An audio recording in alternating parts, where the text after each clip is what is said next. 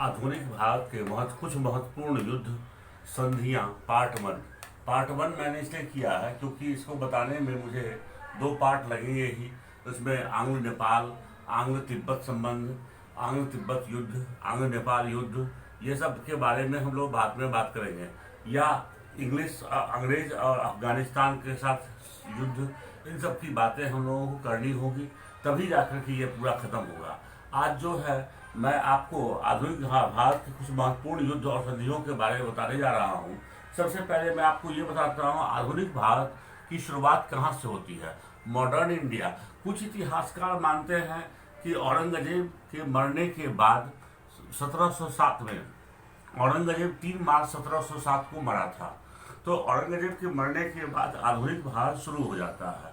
जबकि कुछ अन्य इतिहासकार का कहना है कि नहीं, 1857 की क्रांति से हम आधुनिक भारत का इतिहास मानते हैं। जबकि कुछ और इतिहासकार इसे अंग्रेजों के भारत में आगमन के साथ ही आधुनिक भारत का इतिहास मानने लगते हैं। मैं यहाँ पर 1707 में औरंगजेब के मरने के बाद से ही आधुनिक भारत के इतिहास को लेकर चल रहा हूँ, और उसी के तहत मैंने आपको आधुनिक भारत के कुछ महत्वपूर्ण युद्ध संधियाँ ये बताने की कोशिश की है। औरंगजेब 3 मार्च 1707 को उसका देहांत हो गया। उसके बाद हुआ प्लासी का युद्ध। हालांकि उसके बीच में कई सम्राट आए हैं। मैं आपको अलग से मुगल काल के, उत्तर मुगल काल के जितने शासक हुए हैं, जितने बादशाह हुए हैं, उनका नाम बताऊंगा और याद करने का क्रम भी बताऊंगा कि कैसे आप याद करेंगे। लेकिन अभी आपको मैं प्लासी का युद्ध से शुरू कर रहा हूँ, क्योंकि अंग्रेजों का भारत में ब्रिटिश साम्राज्य के, आप कहेंगे कि स्थापना या जड़, ये प्लासी का युद्ध है, बेस है, आधार है। तो प्लासी का युद्ध कई बार एग्जाम में पूछा जाता है। बैटल ऑफ प्लासी ये 23 जून 1757 को हुआ था, 23 जून 1757। और ये किसके किसके बीच हुआ है, तो आप देखेंगे एक है रॉबर्ट क्लाइव, ये अंग्रेजों की तरफ से है रॉबर्ट क्लाइव, और वर्सेस सिराजुद्दौला, ये बंगाल का नवाब है। ये रॉबर्ट क्लाइव, ये इसको बाद में चल करके गवर्नर बनाया है। इसके बारे में डिटेल्स मैं आपको थोड़ा सा और बताऊंगा, ताकि आप बिल्कुल क्लियर कट आपके दिमाग में बैठ जाए। Robert Clive east India company में क्लर्क के तौर पर भर्ती हुआ था और अपनी योग्यता से गवर्नर के पद तक पहुंचा। आप कहेंगे he joined East India Company as a clerk and with his qualification and quality or ability he reached at the post of governor। वो कंपनी की सेना का नेतृत्व क्लाइव कर रहा था। अब प्लासी के युद्ध के में, in the battle of Plassey, he was leading the companies army. उसने सिराजुद्दौला के सेनापति मीर जाफर को नवाब बनाने का लालच देकर अपने षड्यंत्र में शामिल कर लिया। He made a conspiracy and included Mir Jafar, the army general of Sirajuddaula. तब आपके मन में आएगा सिराजुद्दौला कहाँ से आ गया भाई? सिराजुद्दौला बंगाल का नवाब है ये, और उसकी जगह पे सिराजुद्दौला का सेनापति जो है, माने आर्मी जनरल मीर जाफर को बोला कि बंगाल का नवाब बनाने का लालच दिया गया कि तुम लोग, अगर वो सिराजुद्दौला हार जाएगा तो उसे नवाब बना दिया जाएगा, और अपने कॉन्स्पिरेसी में शामिल कर लिया। सिराजुद्दौला जीतने की, अब जब युद्ध शुरू हुआ तो सिराजुद्दौला जीतने की स्थिति में था, अतः जश्न मनाने की तैयारी करने के लिए राजधानी लौट गया।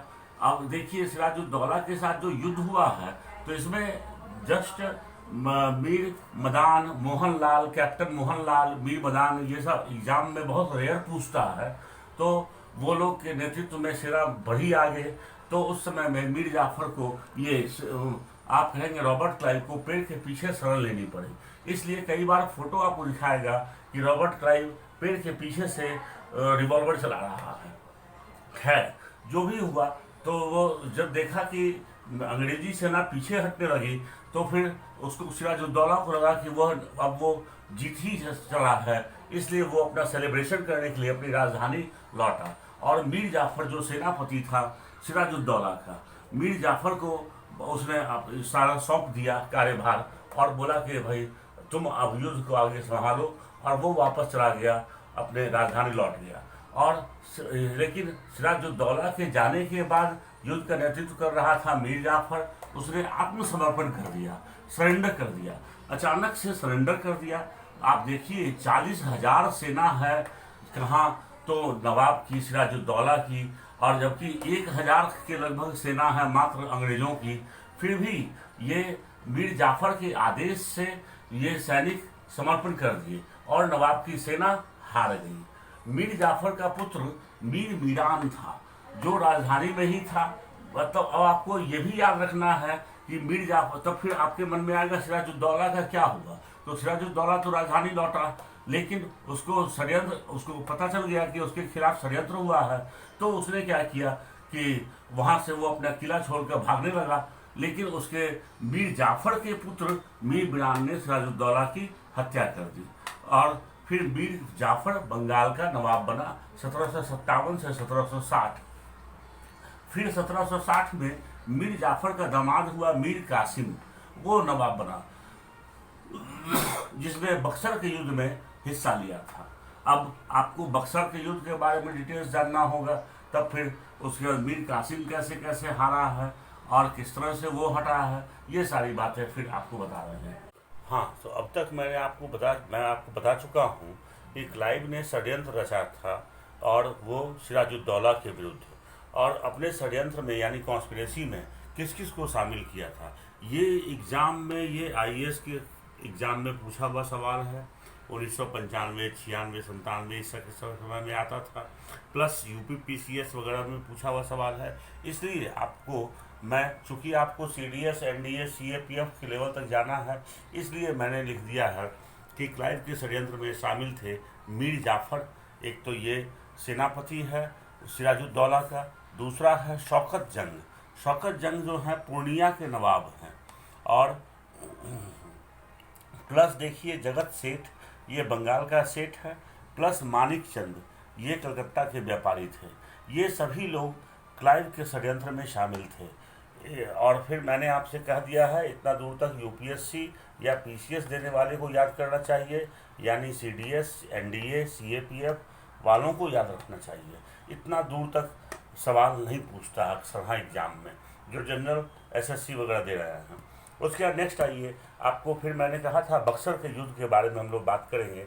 तो बक्सर का युद्ध, बैटल ऑफ बक्सर, ये हेल्ड ऑन 22 अक्टूबर 1764, यानी 22 अक्टूबर 1764 को हुआ था। आप देखिएगा इसके आगे, ईस्ट इंडिया कंपनी वर्सेस 3 भारतीय शक्तियाँ, माने east India company versus 3 Indian power.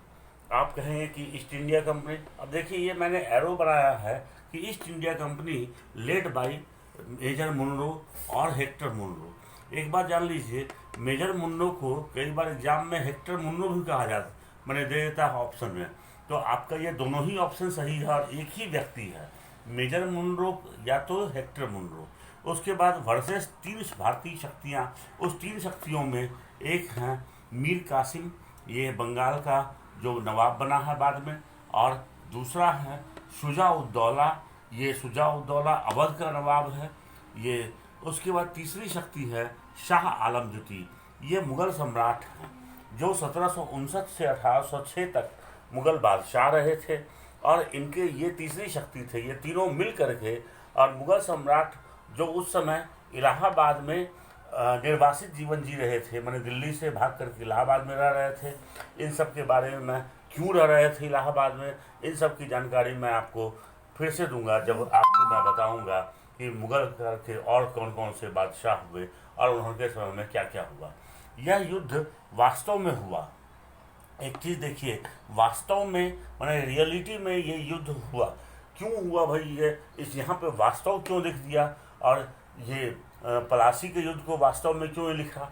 क्योंकि पलासी का युद्ध तो षड्यंत्र था, कॉन्स्पिरेसी थी, लेकिन बक्सर के युद्ध में भारतीय शक्तियों ने, मैंने इंडियन पावर्स ने जोर आजमाइश की, मतलब कि अपना दल बल लगा करके लड़े और हार गए। क्लाइव को फिर से वापस बुलाया गया। क्लाइव 1757 से 60 तक जो गवर्नर रहा था वो वापस चला गया था इंग्लैंड, लेकिन इस जीत के बाद अगर ईस्ट इंडिया कंपनी ने क्लाइव को फिर से वापस बुलाया, क्योंकि वो भारतीय परिस्थितियों को ज़्यादा अच्छे तरीके से समझ सकता था और उसने फिर वो 1764 में वहाँ से चला है, और उस समय में इंडिया आने में वो भी समुद्र के रास्ते से काफ़ी समय लगता था। तो अगस्त 1765 में जाकर के वो पहुंचा है जब इंडिया, तो अगस्त 1765 में इलाहाबाद की संधि हुई है, और इलाहाबाद की संधि के द्वारा ही मुगलों को बंगाल, बिहार, उड़ीसा में वो दीवानी अधिकार मिलेगा, और फिर इस तरह से भारत में ब्रिटिश साम्राज्य की धीरे धीरे स्थापना शुरू हो जाएगी। ओके।